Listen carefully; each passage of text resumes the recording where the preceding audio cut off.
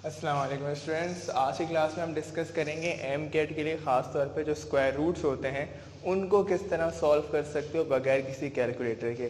Now the thing is, जो perfect squares हैं उन्हें सॉल्व करना तो बहुत आसान है। लाइक 64 है, 49 है, 50, आपके पास 144 है, आपके पास 169 है, 196 है।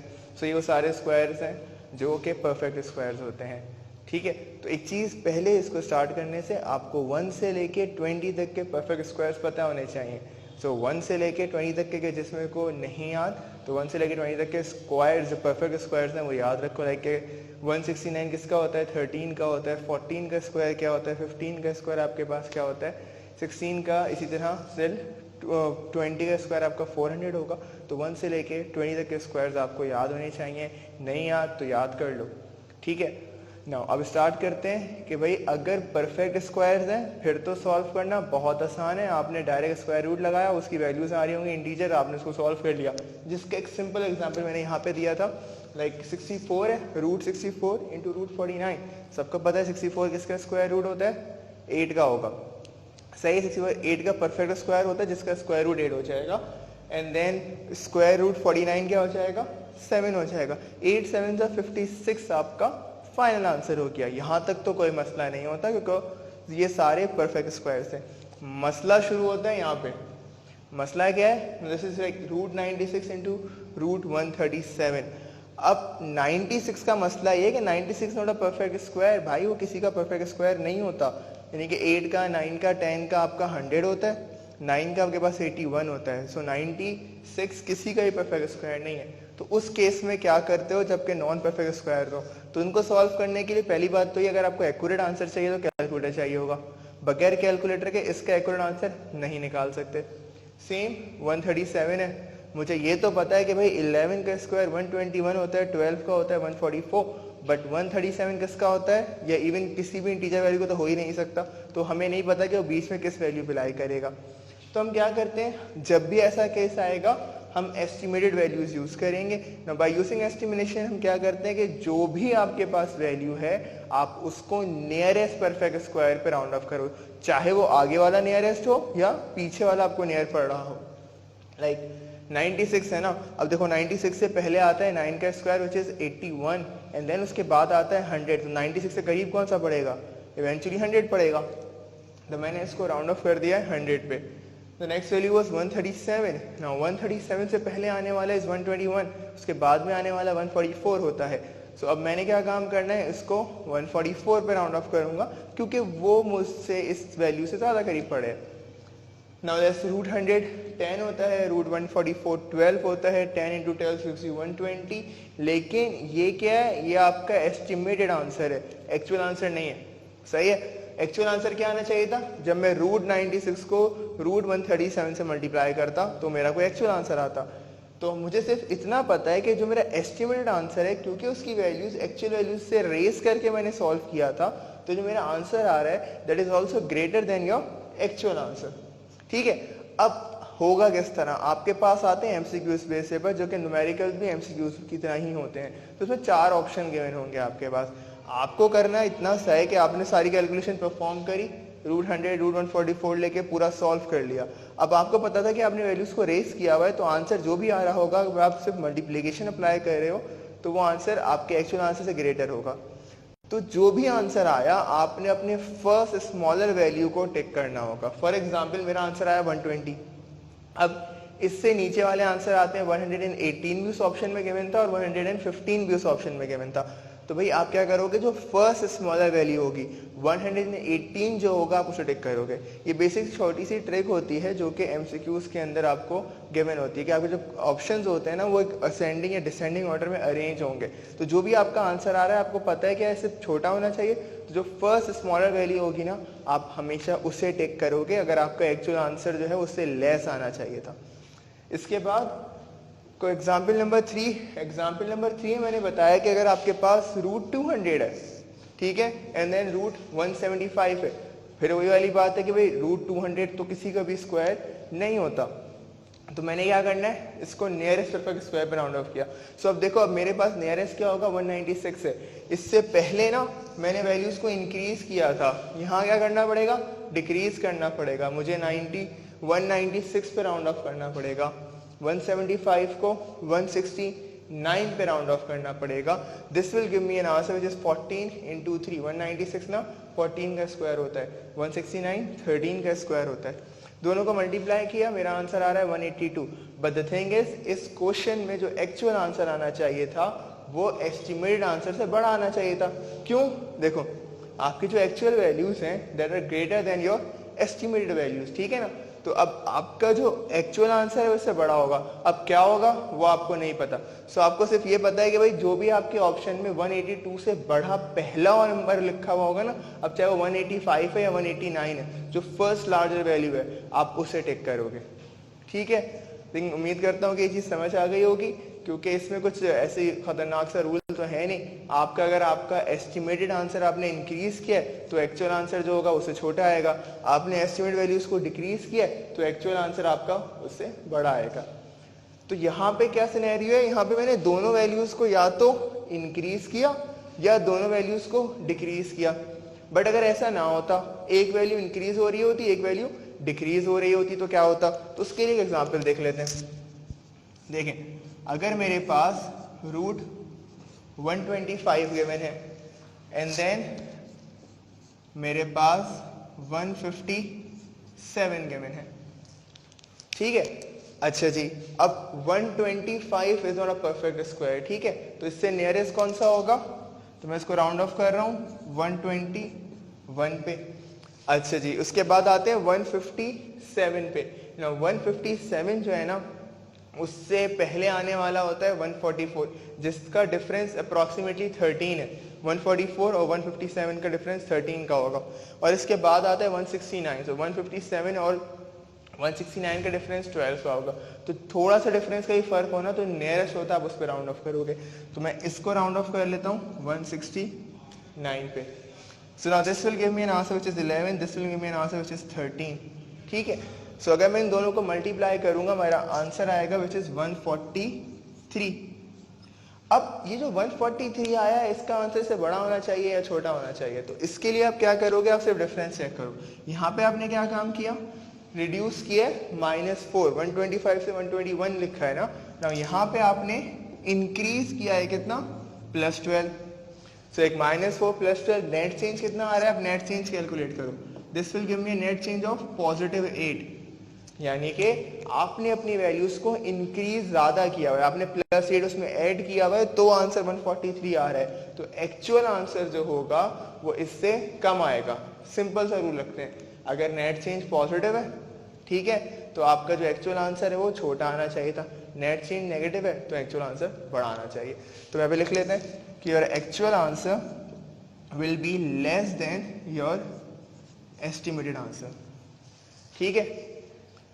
तो इस तरह से आप कोई भी क्वेश्चन जो कि रूट्स की फॉर्म में है, आप उसको सॉल्व कर सकते हो। यहाँ पे क्योंकि नेट चेंज पॉजिटिव था, ज़्यादा इंक्रीज किया हुआ था, तो एक्चुअल आंसर क्या आएगा, छोटा आएगा। सो आपका जो भी आंसर है that will be less than 143, वो हो सकता है 141 हो या 140 हो। जो भी फर्स्ट आंसर आपके ऑप्शन में इससे लेस गिवन है, आप उसे टिक करोगे।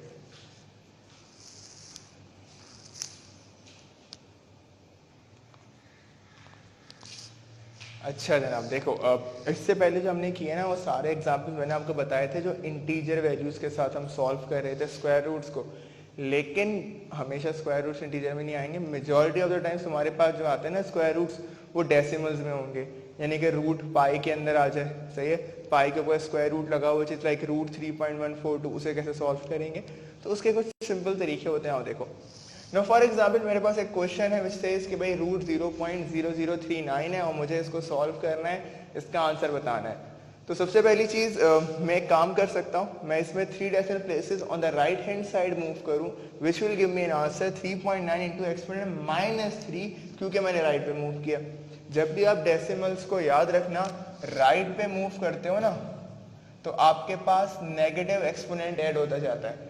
अगर आप इसी की जगह लेफ्ट पे मूव करोगे तो आपका पॉजिटिव एक्सपोनेंट ऐड होता जाएगा, सही है। जितने प्लेसेस आप राइट पे गए, उतनी एक्सपोनेंट में नेगेटिव पावर आएगी। सो मैं यहाँ पे 3 ऑन द राइट मूव करके 3.9 लिखा था ना, तो फिर एक्सपोनेंट क्या हो गया था, -3 हो गया था, ठीक है जी। अच्छा ये हो गया। इसके बाद मसला पता है क्या है, मैं बहुत से लोग कहेंगे कि भाई 3.9 है, इसको 4 करो, स्क्वायर रूट 4 2 होगा और आपका आंसर आ जाएगा। बट द थिंग इज, देखो यहाँ पे मसला है इस पावर का। ये पावर क्या है, which is -3, and -3 is an odd number. अब अगर आपके पास एक्सपोनेंट की पावर ऑड हो तो कभी भी स्क्वायर रूट में वो सॉल्व नहीं हो सकती। क्यों? क्योंकि स्क्वायर रूट का मतलब क्या है, स्क्वायर रूट का मतलब है उसकी पावर क्या है, 1/2। अब कोई भी ऑड नंबर 2 से कैंसिल आउट नहीं हो सकता, सही है। तो इस बात का ख्याल रखना कि जब भी आप डेसिमल की प्लेसेस शिफ्ट कर रहे होगे उसको सॉल्व करने के लिए, तो जो पावर हो ना वो इवन नंबर हो। तो फॉर दैट आप सिर्फ या तो 2, 4, 6, 8 प्लेसेस मूव कर सकते हो, आप 3, 5, 7, 9 प्लेसेस मूव नहीं कर सकते। तो मैं यहाँ पे ये क्या है, ये इनकरेक्ट मेथड है, ये मैं यूज नहीं कर सकता, तो हम इसको ऐसे क्रॉस कर देते हैं। अच्छा, अब मैं क्या कर सकता था, अभी 4 तो मूव कर सकते हैं ना। मैंने लिखा √39 इंटू एक्सपोनेंट -4। ख्याल रखो हमेशा इस एक्सपोनेंट की पावर आपके पास इवन आनी चाहिए।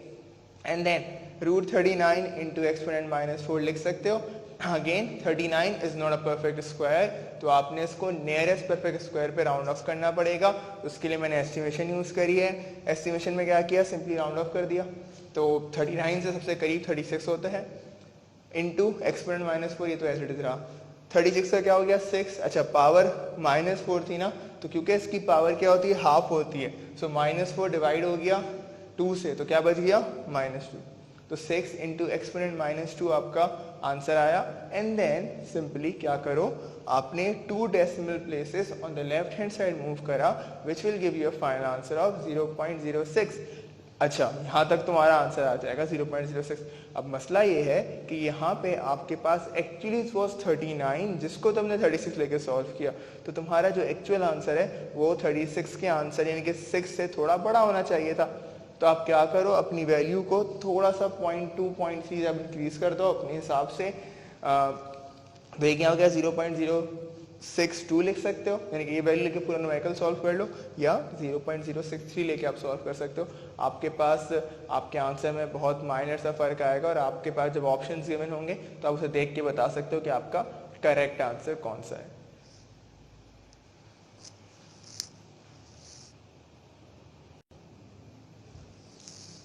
अच्छा स्टूडेंट्स, देखो अब एक और एग्जाम्पल करते हैं।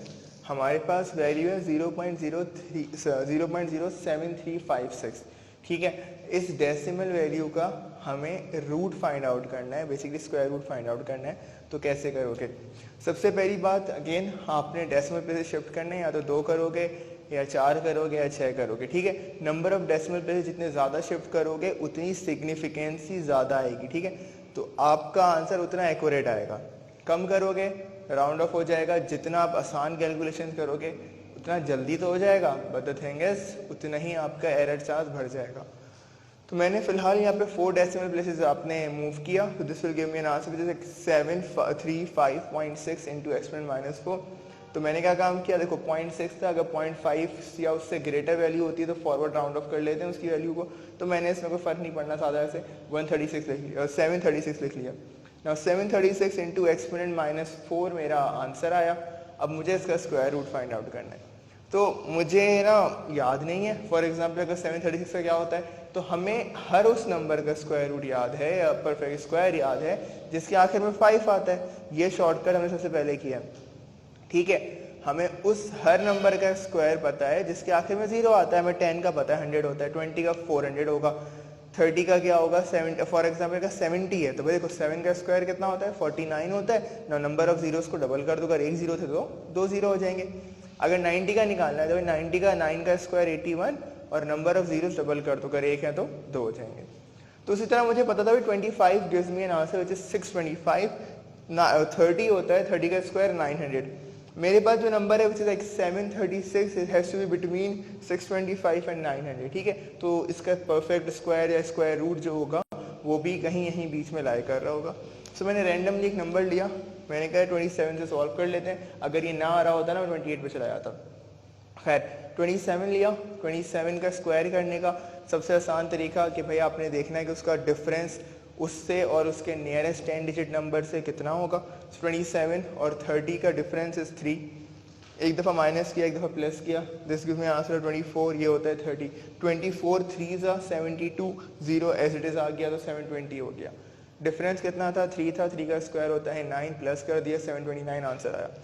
तो मुझे पता चल गया कि भाई 27 का स्क्वायर होता है 729, जो कि इससे सबसे करीब होगा। तो मैंने क्या किया, इसको 729 पे राउंड ऑफ किया, सॉल्व किया, 27 इंटू एक्सपोनेंट -2 आंसर आया। Final answer is like 0.27।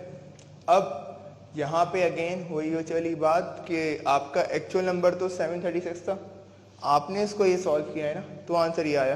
तो एक्चुअल आंसर उससे थोड़ा बड़ा होगा।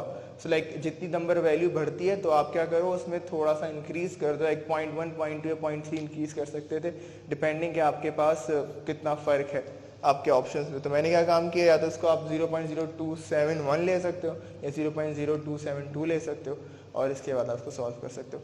अगर मेरा आंसर ये जो एस्टिमेट वैल्यू में बढ़ा रहा होता और एक्चुअल आंसर छोटा होता तो मैं फिर उसको डिक्रीज कर रहा होता। ठीक है, तो इस बात का ख्याल रखना कि कब इंक्रीज करना है कब डिक्रीज करना है। अगर आपने जो एस्टिमेट वैल्यू ली है वो बड़ी है और आपका एक्चुअल जो क्वेश्चन था वो छोटा है, तो फिर आपको डिक्रीज करना पड़ेगा। यहाँ पे actual was greater than my estimated value, तो मैंने फिर क्या किया, इसको इंक्रीज किया कि भाई ये तो कम करके आंसर आया ना, एक्चुअल आंसर से थोड़ा बड़ा होगा, तो इसलिए आप उसको बढ़ा लो। तो इस तरह से आप किसी भी नंबर का, चाहे वो इंटीजर हो चाहे वो डेसिमल हो, परफेक्ट स्क्वायर हो या ना हो, उसका स्क्वायर रूट कैलकुलेट कर सकते हो। तो स्क्वायर रूट सॉल्व करना बहुत आसान है। आपने चाहे डेसिमल्स कितने भी हैं शिफ्ट करना है, 2, 4, 6, 8 डेसिमल प्लेसेस जितने भी कर सकते हो। उसके बाद उसे सॉल्व कर लो by rounding it to the nearest perfect square, और फिर आपका एक आंसर आ जाएगा। इसका ख्याल रखना है कि आपको कब बड़ा लेना है और कब छोटा स्क्वायर रूट का फाइनल आंसर लेना है।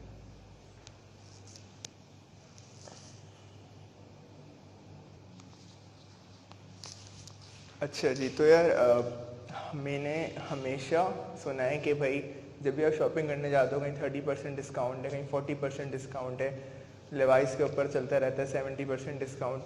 तो ये डिस्काउंट की वैल्यू कैसे कैलकुलेट कर सकते हो जल्दी से, ये परसेंटेजेस कैसे सॉल्व हो सकती हैं बगैर कोई पेपर पेंसिल को इक्वेशन बनाए हुए। तुमसे कोई कहे कि यार व्हाट इज़ 20% ऑफ 900, तो आप बता सकोगे यार जल्दी से कैसे आंसर आएगा। कोई कहे व्हाट इज़ 25% ऑफ 600, तो कैसे निकाल सकते हैं। तो बहुत से लोगों को बिल्कुल आती होंगी ना, जिन लोगों को ये बेसिक्स में थोड़ा मसला है, और इनके लिए ये सिंपल से कुछ शॉर्टकट्स होते हैं।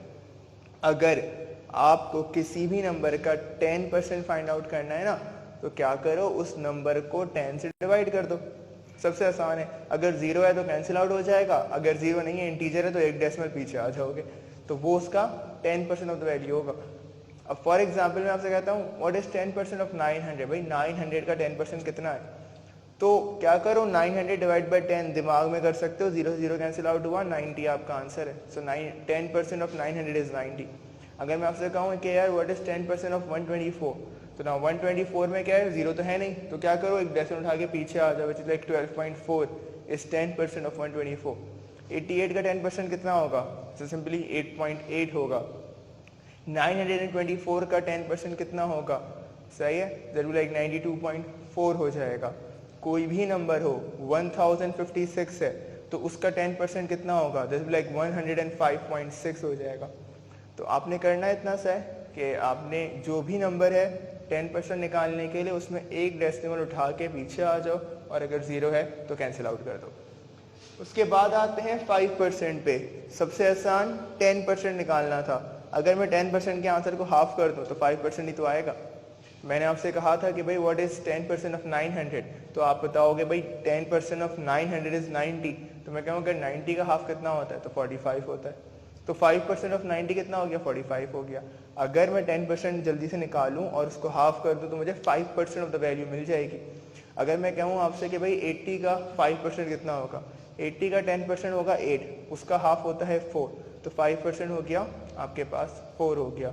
160 का 5% कितना होगा, 160 का 10% होगा 16, उसका हाफ हो जाएगा 18, सही है। आपके पास 236 है। सो अब अगर आपको इसका 5% निकालना है तो कितना होगा, नाउ 236 को अगर आप डिवाइड करते हो तो विल एंड अप विद 23.6। अब मसला यहाँ पे ये है कि 23 और 0.6 है, इसको हाफ कैसे करो। तो अगेन आप क्या कर सकते हो, 23 का जो हाफ है ना उसको अलग से निकाल लो।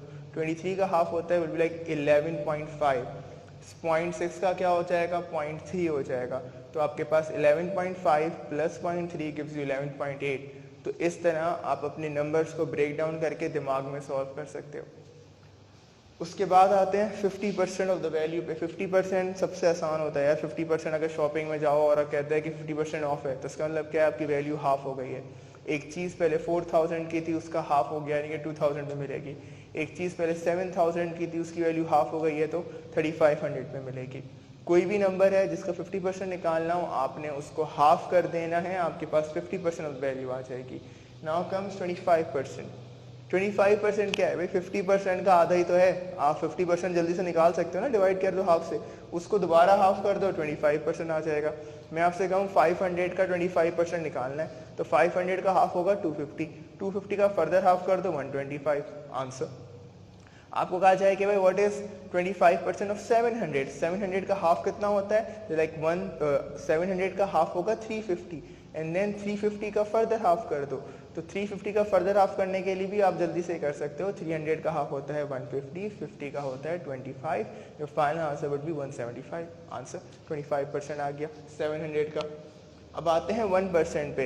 जिस तरह 10% निकालने के लिए डिवाइड बाय 10 करते हो, तो 1% निकालने के लिए डिवाइड बाय 100 करेंगे।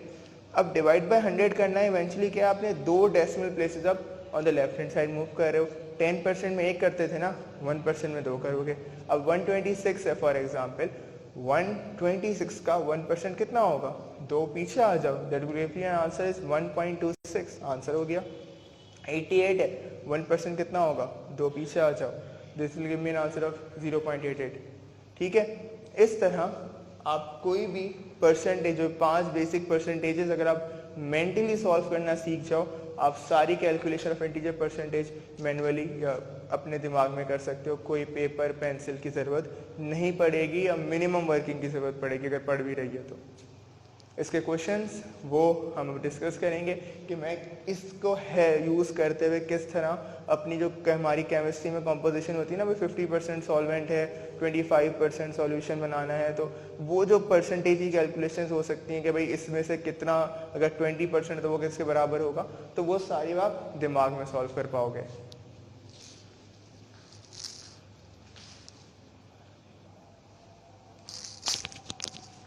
सो आवर फ्रेंड्स, जो हमने यहाँ पे शॉर्टकट्स किए थे ना, उसकी हेल्प से कुछ परसेंटेज के सवाल करते हैं और उसको समझते हैं कि किस तरह हमारी कैलकुलेशन आसान हो गई with the help of these shortcuts.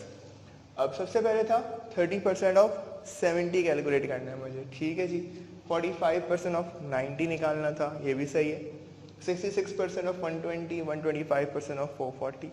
तो पहला कन्वेंशनल मेथड जो हम नॉर्मल इक्वेशन बना के सॉल्व कर रहे होते हैं कि अगर 30% ऑफ 90 है, तो भाई देखो जहाँ परसेंटेज का साइन आएगा ना, वो रिप्रेजेंट करता है डिवाइड बाय 100 को, सही है। सो परसेंटेज का साइन जहाँ आता है वो डिवाइड बाय 100 को रिप्रेजेंट करता है, ऑफ मल्टीप्लाई को 70 एज इट इज आ जाता है।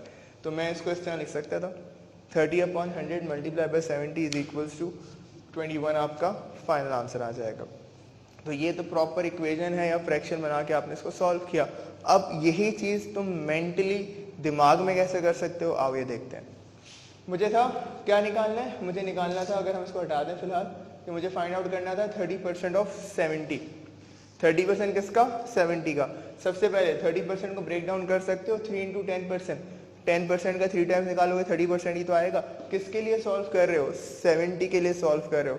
70 का 10% कितना होगा, 0 हटा दो 7 बचेगा, लिख सकते हो 3 7 सा 21 आंसर। सही है, 10% आपने दिमाग में निकाला, 70 का होगा 7, 7 3 21 आंसर। 45% ऑफ किसका, 90 का। 45% कैसे आएगा, सबसे आसान 50% माइनस 5%। ये दो नंबर ऐसे हैं जो मैं डायरेक्टली कैलकुलेट कर सकता हूँ। 50% ऑफ किसका, 90 का, कितना होता है, हाफ, विच इज 45। 10% 90 का होता है 9, 9 का हाफ इज 4.5, तो 45 माइनस 4.5 गिव्स मी 40.5, आपका आंसर हो गया। 66% किसका, 120 का। Now 66% can be expressed as 60% plus 6%. Now 60% क्या होगा, 6 into 10%। 10% ऑफ 120 गिव्स मी 12 और 1% कितना होगा 1.2 होगा 6 12 72 6 इंटू 1.2 इज 7.2 ठीक है। डायरेक्टली क्या कर सकते हो 6 12 72 एक डेसिमल बीच में था ना तो एक डेसिमल पीछे आ जाओ 7.2 हो जाता है। दोनों का ऐड कर दिया final answer become 79.2 and the last one 125% किसका 440 का तो 125% can be express is 100 plus 25%। Break down कर लिया ठीक है। 100% याद रखना उसी भी नंबर का वही नंबर होता है ना। फॉर एग्जाम्पल अगर आपने एक 80 मार्क्स का टेस्ट दिया और उसमें आपका 100% स्कोर आया तो वही आपके टोटल 80 मार्क्स ही तो आए ना। तो 100% किसी भी नंबर का वही नंबर होता है। 100% ऑफ 200 200 होगा, 100% ऑफ 170 170 होगा, 100% ऑफ 790 790 ही होगा। तो इसी तरह 100% of 440 gives me the answer which is 440 और क्या था 25% किसका 440 का। सो 25% कैसे निकालोगे दो बार हाफ कर दो। 440 का हाफ कितना होता है 440 का हाफ होगा 220 ठीक है। 220 का फर्दर हाफ कर दो which is 110 so 440 plus 110 equals to 550 which is your final answer. तो इस तरह with the help of these 5 terms यानी कि जो आप मेंटली सॉल्व कर सकते हो आप कोई भी integer value of percentage directly calculate कर सकते हो बगैर इस इक्वेशंस वगैरह के बनाए हुए या with the help of minimum calculation उसको सॉल्व कर सकते हो। तो इस तरह से इसकी प्रैक्टिस करना शुरू कर दो। जब भी कहीं बाजार जाते हो भाई 25% का टैक्स है 17% आपकी GST अप्लाई हो रही है तो जो आपका बिल बना उसमें कोशिश करोगे मेंटली खुद सॉल्व करो कि भाई मुझे टैक्स कितना देना पड़ रहा है 17% पे। अगर मैंने 1200 का खाना खाया है तो उसका 17% कितना बनेगा, मैंने 900 का खाना खाया है तो उसका टैक्स कितना बनेगा। जब तक आप रूटीन में आ जाओगे ना with the help of this shortcut तो फिर आपको बहुत जल्दी जल्दी सॉल्व होना शुरू हो जाएगा। आप शॉपिंग करने जा रहे हो एक चीज़ 2100 की थी आपको 30% का डिस्काउंट मिल रहा है तो वो कितना होगा आपको पता है 2100 है तो उसका 10% 210 हो जाएगा। अब अगर 30% है तो भाई 630 उसका आपको डिस्काउंट मिलेगा। उस वैल्यू को 2100 में से माइनस कर दो आपको अमाउंट मिल जाएगा जो आप पे कर रहे होगे। तो इस तरह जब आप डेली लाइफ में परसेंटेजेस कैलकुलेट कर रहे हो इस तरह करना शुरू कर दोगे तो बाकी खुद ब खुद सारी कैलकुलेशन आसान हो जाएंगी।